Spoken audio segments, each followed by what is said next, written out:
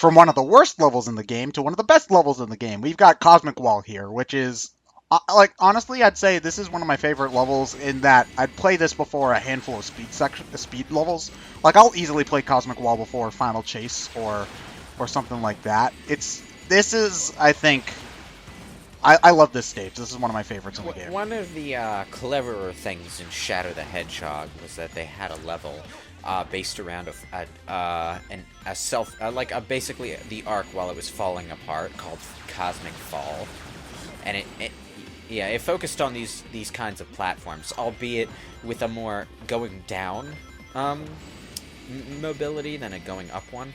I do also think that they had a level that was clearly inspired by Final Rush and Chase in Shadow as well, but we're talking about a good game here, so I actually do remember Cosmic Fall being one of the more memorable levels in Shadow the Hedgehog, if only because it had some pretty great music and actually getting to the end of it was an entertaining process.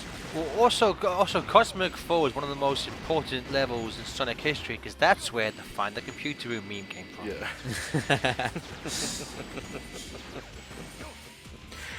Playing this level really makes me wish every other Mech level was like this. What, if not with the higher jump? With the higher, the floaty jump, the spacious design.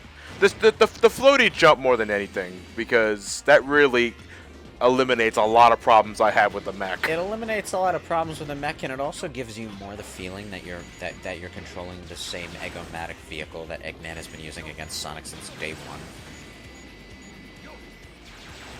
Yeah, this feels like an Eggomatic with feet.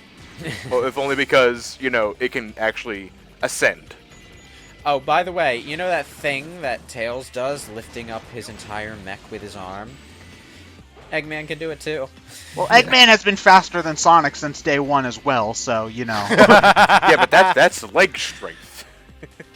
You should be grabbing the pulleys with his legs. So Lewis, what I was talking about right there, this missile down here, you break it in, that's where the armor is. I've actually played this game the first, on a new file before. I've actually missed the jump and fallen down and not able to get the armor, so I've killed myself or restarted the stage or something to go get it. So while the game does expect you to have the armor for the Tails fight later on, it's not mandatory. So okay. I'm not sure if that's a design oversight or what, but what was I gonna say? I was just thinking, because Eggman is clearly so strong and fast and physically fit. Maybe we've been reading him wrong all these years, and he's not actually obese. Maybe he's just like the Kingpin, where he looks fat and ovular, but it's like 6 bajillion pounds of pure muscle. Yeah, and that makes his disdain for the fat member of the Deadly Six so much more understandable. Pure Eggman. Well, so what? Did he just have like a gigantic one pack down there? It also explains what happened to Snively. Eggman just broke his face open a door. You embarrassed me in front of Shadow! Correct me if I'm wrong, but is the fat joke in Sonic Lost World like the first time someone ever pokes fun at Eggman's weight in the mainline Sonic games? No, I'm pretty sure they. Not counting Archie or the Western cartoons. I'm sure there has to be something. Johnny, technically, if you want to get technical, in SA1 when they call him Eggman, and for the West, that was really the first time in a game where they kind of made fun of his shape. Honestly, I've never liked Robotnik as a name, to be perfectly honest. I get why people might think it sounds cooler, but honestly, it just kind of sounds like naming your villain like Dr. McEvil or whatever. It does in English, but Robotnik, I think, is an actual Russian word. It is. Oh, yeah. Huh. I didn't know that, but it's just, especially considering the fact that, like, in Sonic 2, for instance, like, the what's it called? The air... Wing Fortress. Yeah, Wing Fortress still has Eggman written on the side. Like, if you play through these games and don't read the instruction manuals, like, you don't even know what Eggman's name is unless if you look at the thing and, oh, it looks like his name is Eggman, so... Yeah. But that's, I know that this is, like, a personal preference kind of thing, so I'm not gonna, like, harp on it too much. It's just The English name for Eggman is Ivo Robotnik, which is, a combination of Russian stuff. Which although to be fair, starting with this game, SA2 was the one where Sega Japan technically adopted that name. His true name is Ivo Robotnik. Yeah, and it's canon. Now that's canon. He just, for some reason, he just decided to call himself Eggman, which I don't get personally. I mean, I get why, because they're fitting with the Japanese name, but the fact that they made his name is canonically Robotnik. Well, fuck it, I'm gonna call myself Eggman. in DC and Marvel comics, villains and heroes routinely self-name themselves incredibly stupid shit anyway, and we take that seriously. So, But I think it's like a retaliation for what Sonic did in SA1. It's like, all right, you're gonna call me Eggman? Fuck you. I'm actually gonna call myself Eggman. Well, if you're trying to unify the canon presented by the localization, sure, you could interpret it that way. But there's no getting around that Wing Fortress had Eggman written on it well before that, and the fact that he named his his giant super weapon the Death Egg Because it looked like an egg. Yeah, it's kind of weird though, because although it's kind of weird because I'm going to become incredibly hypocritical in just a moment. While I prefer Eggman's name to be Eggman, calling Gerald Robotnik Gerald Eggman sounds incredibly dumb to me for some reason, and I don't know why. So yeah, I know that I'm not making sense here, but yeah, that's why I kind of like that they merged the two names in canon, because Ivo Robotnik makes more sense as a given name. Eggman makes more sense as a nickname. Yeah, I agree on that front. Goddamn artificial! I hate those things. Ugh. And for the record, Robotnik is Czech. Czech for slave. For slave? What? Yes. Oh shit! Oh god, I'm gonna have to completely revise my English class pull things out of my ass theories about the Sonic mythos now. Okay. Now, obviously, that's just assuming that the localization team put anything into the thought of the name other than this guy makes robots, right? It's a pun. Well, he makes slaves out of the flickies. But it being his name would imply that he's the one that's the slave, though. It's a pun. It's just a pun. That's all it is. Yeah. So what we need is the Czech word for slave owner. In the creative process for older games, there's generally a lot more thought put into things than the final product would imply. Oh yeah, of course. Because nothing is okay. I was just about to say something. If the developers are doing a good job, nothing is put in haphazardly, so they think about this kind of shit. So yeah, if you're putting effort into the meaning of the name without it being too obvious, is really kind of a hard thing to do. If people that cop out often just say, I got this character here and I want to call him Mr. Dickhead, but I don't want to call him Mr. Dickhead. So what do? Look up Dickhead in Latin and just call him that.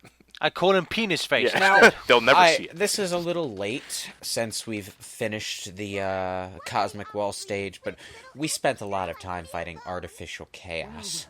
And this is one of the things that really, really bothers me. I touched on this in the light side story when I was talking about chaos drives. Hero side story. But whatever. They also... okay, Mr. Technical! Alright! Gerald Robotnik also apparently experimented by trying to recreate chaos. Yeah. So not only did he know about the Chaos Emeralds, not only did he at some point probably have the Chaos Emeralds, not only did he go to the floating island at some point because he was able to replicate the Master Emerald altar, he also created an ultimate life form that sort of looks like Sonic, who we saw in his super form on the wall in Hidden Palace. Yeah, okay. He somehow knew enough about chaos to try recreating a being made of water. Well, all of this stuff is just in this fucking game, and nobody talks about it. Yeah, nobody. They don't do anything with it. It's interesting though, because this is yeah, it is subtle. It's also stuff that I do. It's stuff that I would like to see gone into, but it's also stuff that would completely ruin the pace of the game's story if they went and explained all of it, though. Because I agree, because I think the implication I always got when you take Sonic Adventure 1 and 2 together is that Eggman got Gerald's diary first, and he decided to go for the Chaos plan before Shadow's plan. When he was looking through his grandfather's notes, that was the implication I got, and there's no canon evidence for that, but that was just it's a reasonable guess on my part. Yeah, so, but here's the thing, okay? I don't want full explanations. That's not what I'm asking for. It's not even what I'm talking about. Nobody in universe mentions any of these things. Okay, the name Artificial Chaos wasn't mentioned until Shadow the fucking Hedgehog. It's clearly visibly what they're supposed to be, but nobody tells you what they are. Nobody says what they are. Nobody mentions these things being here. Yeah, it's something that I think if a more modern game were to try this, it would be something that we'd get in like audio logs or something like that, or I don't know. Yeah. But I agree, it's all very interesting stuff, and not to mention it builds continuity. Yeah. By the way, a very small detail, but in Eggman's version of this cutscene, the screen does not go into a red haze at the end of this. It's just I like all of this stuff, and you can piece things together using knowledge of other games and all that stuff. It's just having it be given, like, even if it was just in a spin-off kind of thing, I think it would have been cool to to see it in universe a little bit more. And that's how these fights normally go. Like, this is basically the laser just spam. Oh god. It's most of the time it's just luck. Yeah, but you want to know what I thought of just now? Seeing you like running away from the laser, getting barely caught by it, and getting sucked back in by the knockback. I thought of James Rolfe's Jekyll and Hyde movie trailer from 3 days ago, because it's a live action trailer of a movie based on the Jekyll and Hyde game, and it includes reverse knockback. I was kind of hoping Ted was gonna fail on purpose, but then edit to make it, because that's what Eggman has to. As we talked about in our Hero Side story, Eggman cannonly loses this fight, so I thought Ted was just gonna have him lose and then progress with the story. Well, no, it's just the fight's like 10 seconds long, win or lose, so why bother cutting out my failed attempts? That was just laziness on my part. I fully admit that. Yeah, I would love to. Like, you win that battle as Eggman, and the next cutscene is on the floor, exhausted. What the fuck? I thought I won. Had a heart attack during that. Yeah, he beat Tails and then he went to cardiac arrest. Oh fuck. No. You know what would really make that like just priceless? Fox. Die.